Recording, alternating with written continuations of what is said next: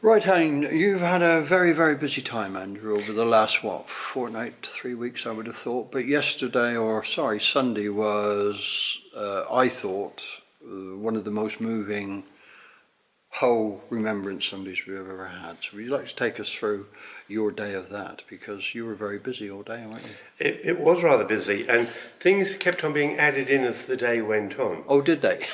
Which was wonderful and of the moment. I think I made a point during the service here on Sunday morning that our bishop had said how wonderful it has been that communities across Suffolk have found their own way of keeping memories without being told to do something. And they did that. Yes. And the same happened here in Felixstowe, and it happened later with me in Ipswich. So 8 o'clock in the morning, we had our normal early morning quiet service here. But at the end of the service, while it was still raining, the congregation went outside and laid the wreath at the parish war memorial on the corner of the church in readiness to welcome the town just before 10 o'clock. Oh, right.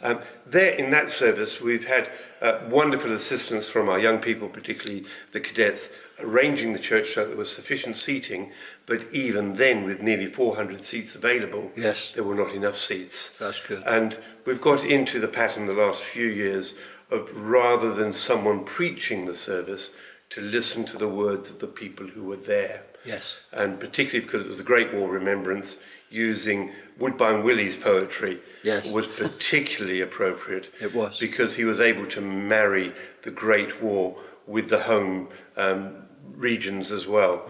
And having young people read those words was particularly poignant.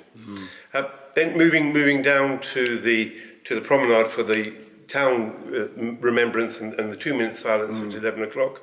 I had a wonderful privilege, just because of the exigencies of those who were there to lay wreaths. Besides helping to lead the service, I ended up laying the wreath for the Royal Naval Association. I have Navy connections. But standing next to me was one of our sons who laid the wreath for the Submariners Association on behalf of my father and his grandfather. Brilliant. And to be there together tightened things and said this is not just about a long time far away, but about right now. Then, of course, going off to the cemetery at Felixstowe, where we have the grave markers for those from the Great War and also from the Second World War. And it was particularly poignant there to remember that they are grave markers, but there was one actual grave of a seafarer who was washed ashore during the Great War, known only unto God. Yes. And so to have that kind of remembering that it's not just us, it's not just our nation, but people of all nations gathered together. For me, I have another role as chaplain to the Korean veterans in East Anglia. Yes. And I went off to Ipswich to their memorial, which is made out of a stone from Korea that came into Ipswich through our port in Felixstowe as a gift from the people of Korea. And normally on this Sunday, quietly, I meet with Lorraine McClure, who's the mother of one of our soldiers who died in Afghanistan, Aaron McClure, and we have a quiet moment at his grave before I do the service for the Koreans. And this time, we were there, and then a piper arrived. And then the mayor of Ipswich arrived. Really? And then a contingent of army cadets arrived. And all of a sudden, it all happened. And we were there for Aaron, an Ipswich boy, went to White House School, who lost his life serving in the Vikings in Afghanistan. Going again then to the Korean veterans, and then coming back, a short break at the British Legion, where else?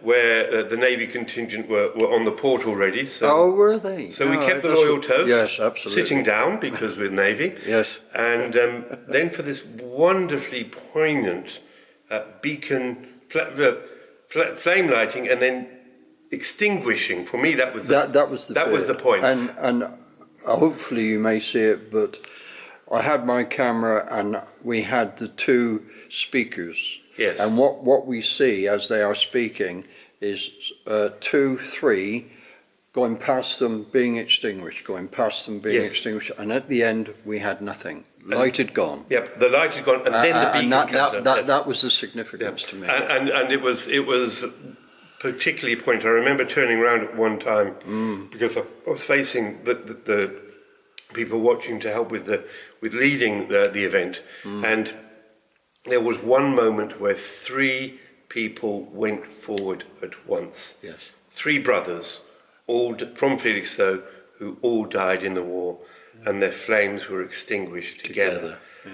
And I don't know if there was a dry house watching there at all. No, or even a dry eye, but there wasn't. But then the beacon lit, and the wind was in the wrong direction for people on the front. But I have proof. Our bell ringers here rang a whole peal of bells. Oh, lovely. Yes, I heard them coming back up. Which was marvellous, and they were excited about it, which matched a wonderful coincidence that happened on Friday. The children from Langer School went into St Edmund's Church. It only has one bell. Yeah. It doesn't ring, it can just toll. And each child tolled the bell once. Guess how many children attended Langer School on Friday? 163. No. Isn't that remarkable? One child for each name on our war memorial who tolled the bell once. That's amazing. Now, you had a late edition of Her Majesty the Queen apparently wished to be read at all. I don't know whether it was that all memorials or what? Yes, all beacon lightings across the country. That's what it was. Her Majesty's pageant master Bruno Peake had drawn up words to be read across the country at Her Majesty's request. Good. And those were read out. And it was a lovely reminder that the war didn't just touch those in the trenches. Oh, it touched her. It touched her because she lost her uncle, didn't it touched people at home. The wounds came home and continue to touch our communities. They did for a long time. And a reminder that although it's 100 years since that war was over, the wounds of war and the need to wage peace, that's what we need to continues to be at the heart of who we are as a nation. Indeed. Thank you very much, Andrew. That was very good. Bless you, Michael. Okay, thank you.